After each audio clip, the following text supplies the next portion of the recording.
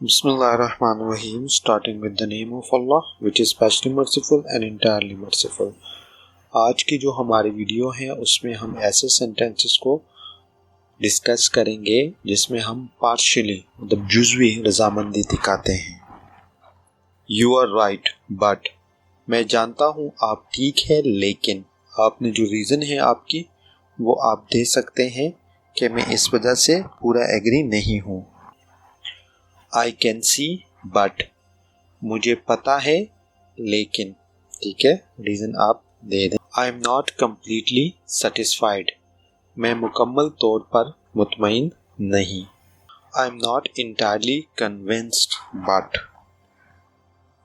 मैं मुकम्मल तौर पर कायल नहीं हुआ मगर, ठीक है, रीज़न आप यहाँ पे दे सकते हैं। मिसाल के तौर पर जब आपके से मामला हो ना उसमें आप 50-50 हो, मतलब ना एग्री हो ना डिसएग्री हो, तो आप इन सेंटेंसेस का इस्तेमाल जो है ना जुज़वी तौर पर पार्शियली एग्रीइंग के लिए इन सेंटेंसेस का इस्तेमाल कर सकते हैं। Thank you for watching my video.